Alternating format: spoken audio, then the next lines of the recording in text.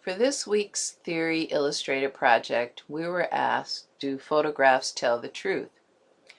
From the beginning of photography, we have held on to the concept that photographs tell the absolute truth and that they are the closest rendering of reality that man has created.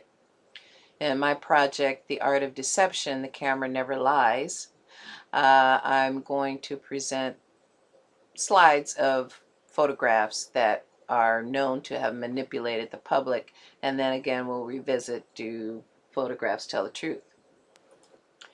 From the beginning of photography in 1840, we have Hippolyte Bayard's photograph entitled Self-Portrait as a Drowned Man, where he pretends to have committed suicide. This is he in the photograph.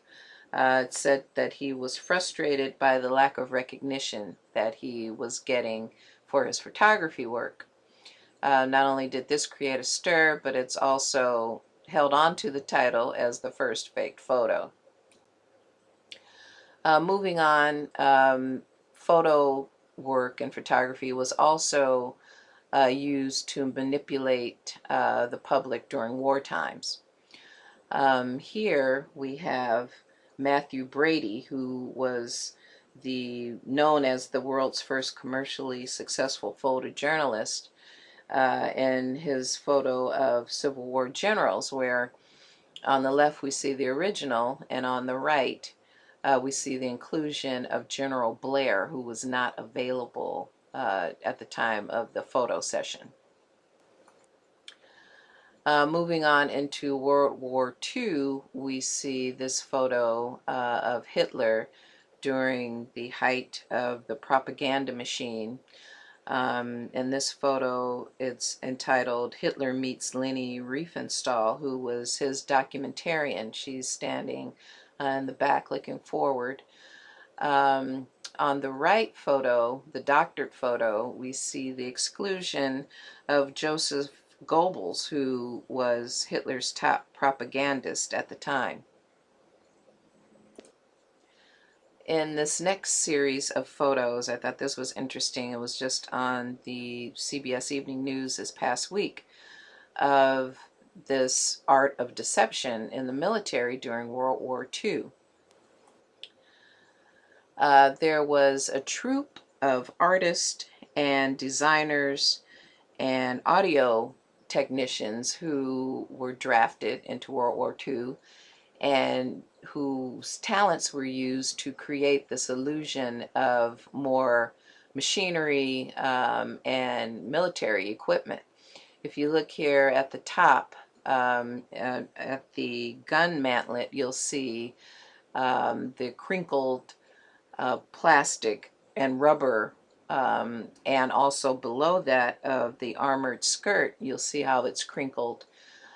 These tanks and other trucks were created to present the illusion of more equipment in areas where there needed to be a beefed up presence.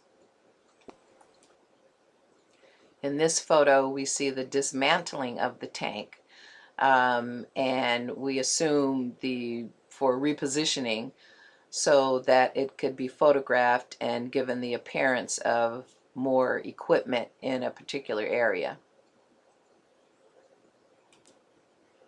Moving on to more contemporary times, we see how photographs can be manipulated to sell products. On the left, we see the lovely Beyonce in her original state, and on the right, the controversial photo of a skin-lightened, hair-lightened Beyonce, which was actually put on the product to sell it, and it's for hair color.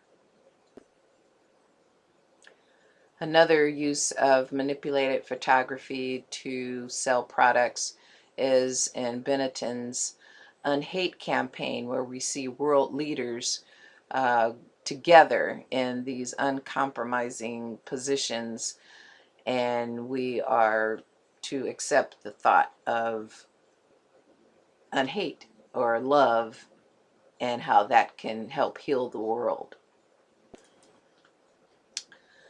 In this slide, we see how the media has used photo manipulation to sell, in this case, magazines. In this side-by-side, we see the mugshot of O.J. Simpson. In the Time cover, we see the controversial shot of the contrast, which has been, and the saturation, which has been dropped. We get the impression that he's guilty by just looking at the cover in its darkened state. And another manipulated photo used by the media to sell magazines was this cover shot of Oprah Winfrey, who not only was she not sitting on a stack of money, but she also has taken on the body of Anne Margaret, who we see on the right. This photo is interesting because Bob Mackie is the gown designer who pointed it out, that that's the gown that I designed and this is not the right body on Oprah Winfrey. And it's interesting because Bob Mackie was also in that troupe of artists and designers who was in a previous shot of manipulating the Army equipment. Award-winning photos can also be manipulated, as we see in this Pulitzer Prize winning photo of the Kent State Massacre. On the left we see the photo that circulated. On the right we see the original, which seems to have the gatepost protruding from the subject's head. In this photo we see the great white shark coming after the soldier, and was awarded Photo of the Year by National Geographic until it was discovered that it was photoshopped. And the manipulation of photography was also used in film, in this instance by character generated or CG generated photos, and characters who are inserted into life form, as we know. And I threw this in for our Lord of the Ring fans, who I am also one. And last we see from the film Titanic, this character generated shot of, more passengers on board the ship as it's going down. So not only have I shown through film and media and news and war the different uses of manipulated photography, but I can state, I think, that photographs don't always tell the truth. Thank you.